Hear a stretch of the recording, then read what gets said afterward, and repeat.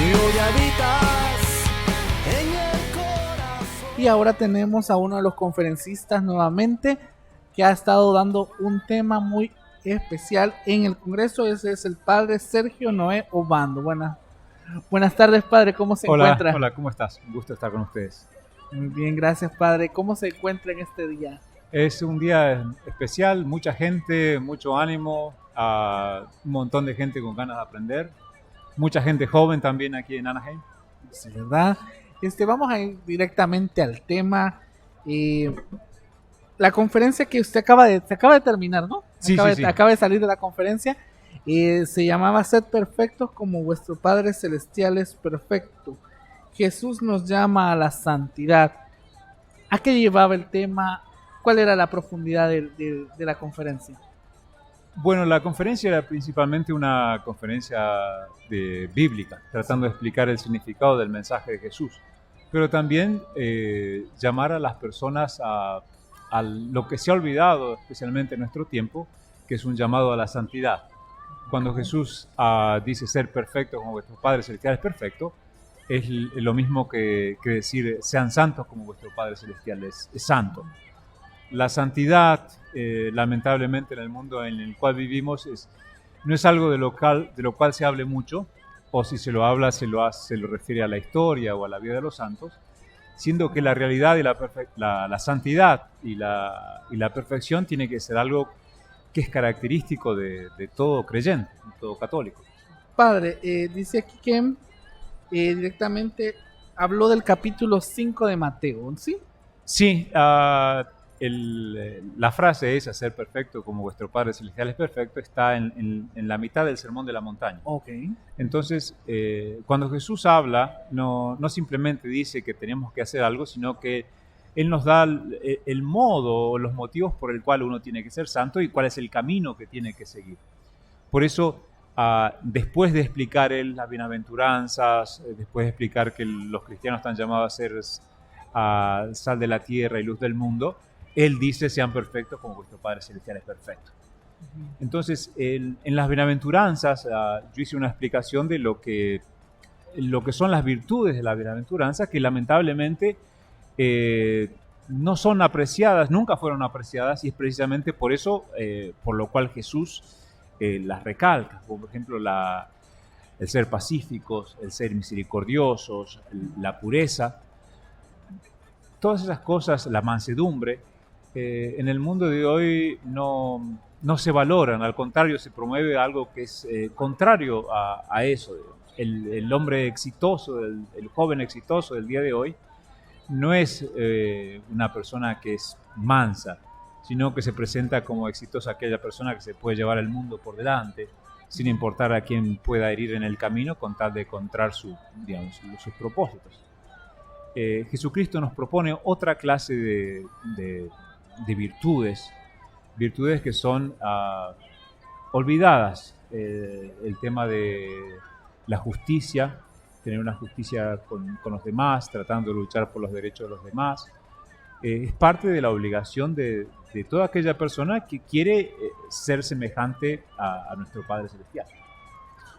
Y para el joven actualmente, lo que hablamos ya, nos dice usted de que el mundo lo ha llevado a lo contrario de lo que es la bienaventuranza, pero el mensaje al joven, ¿cómo lo resumiríamos? ¿Cómo lo llevaríamos? Como nosotros como pastoral juvenil, ¿cómo nos aconsejaría llevar el mensaje al joven? O cómo podemos ser santos hoy, nosotros siendo jóvenes en este siglo.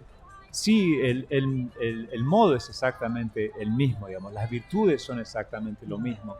Lo que pasa es que se tiene que ayudar a los jóvenes a entender y a comprender dónde están los verdaderos valores o en qué cosas son importantes para ellos. Si uno no entiende que la vida espiritual es importante, entonces uno no va a entender la pobreza de espíritu, el estar desapegado de las cosas.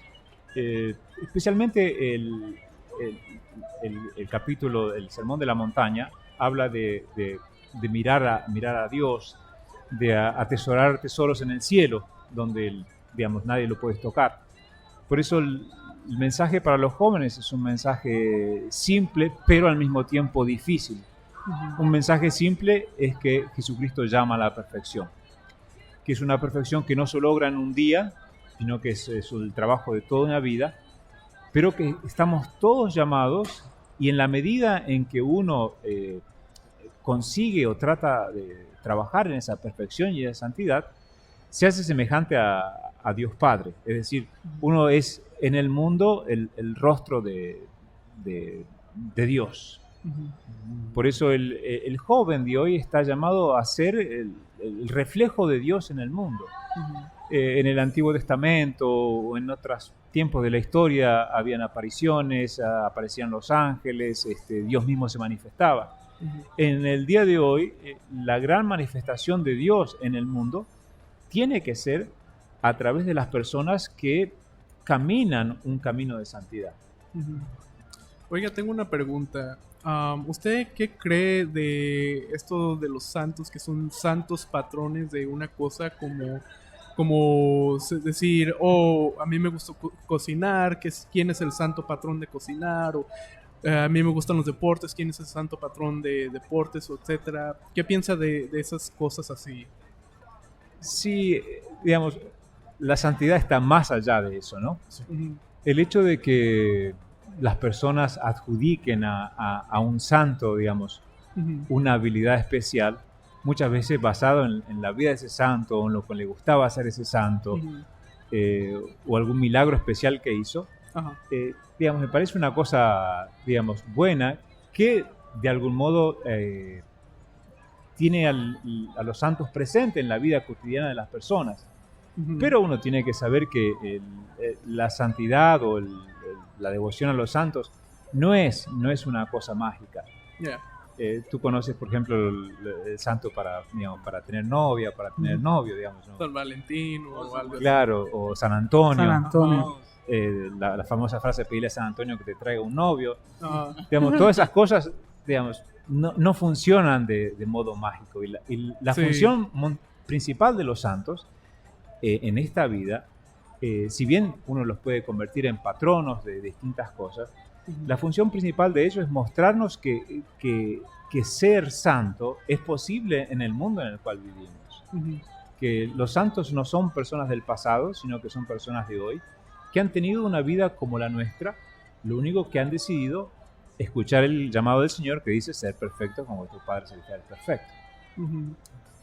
Sí, porque estuve pensando en eso en el otro día y en algún modo me ayuda mucho porque me relato más y entonces digo, si ellos los pudieron hacer y son santos, seguidores de Dios, así, yo también lo puedo hacer, porque sé su historia, yo puedo relatar a eso y ahí tengo como una idea de cómo vivir mi vida o cómo hacer unos cambios. Sí, digamos, exactamente las mismas palabras que tú dijiste, digamos, Ujú. si ellos pudieron, ¿por qué no yo? Son las palabras que cambiaron la vida de San Ignacio de Loyola. San Ignacio de Loyola, después de una batalla, quedó Sí. herido, tenía que recuperarse la pierna, y leía la vida de los santos, y cuando leía la vida de los santos mientras estaba enfermo en su cama, al final que terminó de leer todo eso, él se preguntó, ¿por qué ellos pudieron y yo no? Ya. Y cambió su vida, digamos, dejó todo y se convirtió en el santo que nosotros conocemos. Ajá. Con el tema de la santidad, tanto ahora, según el lema del Congreso, ¿qué realidad, siendo usted párroco, siendo usted Santa tiene Catalina. en San José, ¿no? Sí. ¿Cuál es la realidad que ve en la comunidad actualmente? Con respecto a la santidad, Con respecto a la santidad, a la misericordia. digamos, la gente busca la santidad. Lo que pasa es que a veces uno como párroco no les exige tanto y a veces la gente no se dedica tanto. Pero en cualquier parroquia tú vas a encontrar siempre personas, digamos, grandiosas, personas generosas, personas, digamos, sacrificadas, que, digamos, hacen un montón de cosas por los demás y que trabajan por sí mismos buscando la santidad. Y esa es una de las cosas que, digamos, que uno tiene que entender sobre la santidad. La santidad no es solamente estar todo el día en la iglesia, no es solamente estar todo el día rezando y no es solamente, digamos, ayudar a los que están necesitados. es todo junto en la vida de cada uno, de tal modo a incorporarlo que cualquier cosa que uno haga mientras camine en la calle, mientras esté en la iglesia, mientras estudie o trabaja, uno puede manifestar esa imagen de Dios al mundo, hacerlo a Dios presente. Muy bien. ¿Algo más? Sí, padre, pues tengo una pregunta. Pues, leyendo hubo algo que me llamó la atención, es donde nos dice que usted centró sus estudios en el Nuevo Testamento, especialmente en el de San Mateo. Sí, cuando, digamos, yo hice mi doctorado en Roma, ¿no? Ajá. Entonces, cuando tú tienes que escribir tu tesis doctoral, no puedes escribir la tesis doctoral en toda la Biblia, ¿no? Sí. Entonces, ni tampoco en todo un evangelio. Porque, imagínate, te llevaría años y años y libros y hay que volver a enseñar y a trabajar.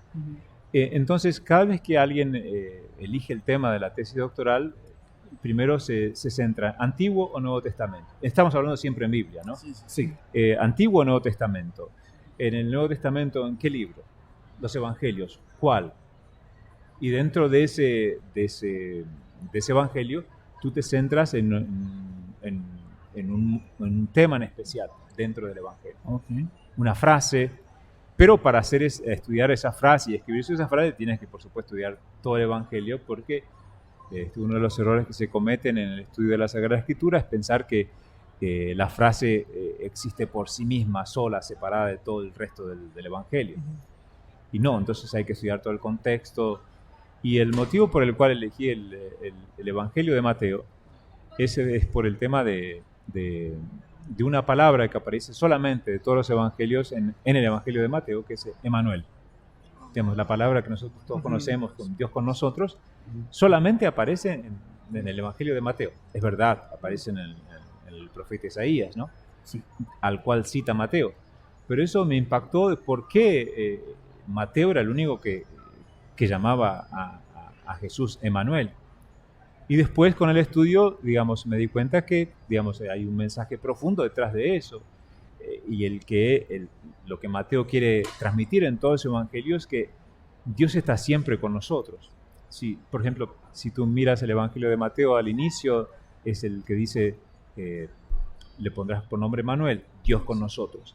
Y si lees todo el Evangelio y vas al final, las últimas frases del Evangelio son, yo estaré con ustedes hasta el fin de los tiempos. Es decir, otra vez la presencia. Mateo, cuando escribió su Evangelio, quería transmitirle a las personas que leían su Evangelio que no importa el momento de la vida, Dios está siempre con nosotros. En los momentos felices, Dios está con nosotros. En los momentos de no tanta felicidad y sufrimiento, Dios está también con nosotros. Y eso es precisamente un mensaje que hace falta para todo el mundo, es pensar que Dios te abandona cuando te suceden cosas malas o preguntarse ¿por qué Dios me ha hecho esto? ¿Por qué Dios no está conmigo cuando pasas un momento de dificultad? La enseñanza de Mateo, y eso es uno de los motivos por el cual yo lo elegí, es que no importa dónde estés en el momento de la vida, joven, adulto, anciano, y no importa si estás en un momento de gran virtud o en la caída del pecado, Dios está siempre contigo. Padre, hemos estado hablando durante este día de mucho sobre la Biblia y que el cristiano católico retome la lectura de la Biblia, retome la escritura. ¿Cuál es la importancia que tiene? Uno, y dos, ¿por qué cree que el cristiano católico se alejó del mensaje principal que es la Sagrada Escritura? Bueno, primero es importante leer la Sagrada Escritura. Es San Jerónimo, que dedicó toda su vida a traducir la Sagrada Escritura, él dice que desconocer las Sagradas Escrituras es desconocer a Cristo. El conocimiento de quién es Jesucristo y qué es lo que dijo es importantísimo, porque sin el conocimiento no puede haber el amor. Digamos, si alguien le pide a una persona que se enamore de alguien que no conoce, nos va a decir que está loco. Mientras más conozcamos a Jesús, más nos enamoramos de Él. ¿Por qué? Porque Jesús, y eso se hace a través de la lectura de la Sagrada Escritura, ¿no? De saber qué es lo que dijo, cómo Él actuó, Por eso esa famosa frase en inglés que dice, ¿qué haría Jesucristo? ¿No? What would Jesus do? Ajá.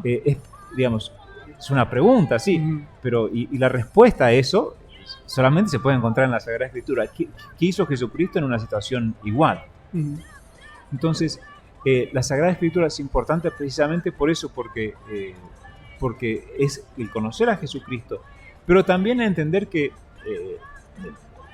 Dios ha hablado al hombre y esa palabra ha quedado escrita, no solamente para las personas de la época de Jesús o para algunas personas, sino para todos, para que todos tengan ese acceso a lo que Dios ha dicho, a lo que Dios ha enseñado. San Juan en una de sus cartas dice una frase hermosa, dice, lo que hemos escuchado, lo que hemos oído, lo que hemos conocido acerca de la palabra de Dios, lo transmitimos. ¿Para qué? Para que su gozo sea completo. Entonces, el vivir la palabra de Dios no solamente transforma a las personas, sino también le da la plenitud de la felicidad. A la segunda pregunta, que era ¿por qué los católicos se han alejado? Pienso que espiritualmente vivimos con una actitud minimalista. Es decir, voy a misa los domingos y eso es suficiente. Es decir, hacemos lo mínimo. Digamos, hacemos la comunión, la confirmación y vamos a misa los domingos y estoy bien. Sin embargo, en la misa el domingo se lee la Sagrada Escritura, el Evangelio, se está la homilía, pero nosotros estamos llamados a hacer mucho más. Y precisamente, como en todas las cosas, nosotros tenemos, uno de los motivos también es que la Iglesia Católica es rica en muchas otras cosas, lo cual no significa que no se tiene que leer la Sagrada Escritura. Pero, por ejemplo, la tradición de la Iglesia, la vida de los santos, los documentos de los papas, el magisterio, la Biblia es importantísima, pero a veces, digamos, por el tabú de decir, no, la Biblia es muy difícil de entender, uno necesita ser un experto, entonces la gente dice, no, mejor no la leo. Yeah. O lo que dicen algunos, dicen, no, si lees mucho la Biblia te vas a hacer protestante. Y lo cual no es verdad, digamos. Mientras más uno lea la Biblia, el problema es que si uno encuentra algo que no entienda en la Biblia, digamos, está bien hacer preguntas, lo que pasa es que tienes que encontrar respuesta. Uno cuando lee la Biblia y hay algo que no le parece o que no sabe cómo es, tienes que ir a ver a su párroco o a una persona que sepa dentro de la iglesia y que le solucione todas esas dudas. Buscar la guía adecuada. Claro. Entonces, me parece que esos son los motivos por el cual la gente, digamos, no le lee. Porque la iglesia, la Biblia, ahora en este tiempo que vivimos, está literalmente en la mano de todos. Sí. Porque puede tener una aplicación en el celular donde tiene la Biblia. Sí, correcto. Padre, ya para ir finalizando, ¿algún mensaje, algo que quiera compartirnos? Sí, para los jóvenes, Juan Pablo II decía una frase que creo que marcó la vida de muchos de nosotros que éramos jóvenes cuando Juan Pablo II comenzó a ser papa. Usted todavía no había nacido en el 78. No. Él decía a los jóvenes, decía, no tengan miedo de abrir las puertas a Cristo. Se refiere a, digamos, aventurarse a abrir el corazón a Cristo, abrir todo lo que uno hace para que todo eso sea transformado por Jesús. Si uno hace eso, digamos, obtiene absolutamente todo lo que dice Jesús en el Evangelio de Mateo: buscad el reino de Dios y su justicia, que se canta en la iglesia, ¿no? Buscad el reino de Dios y su justicia y el resto se os dará por añadidura. Si uno busca a Dios, se abre al Evangelio, todo lo demás está dado. También Juan Pablo II decía,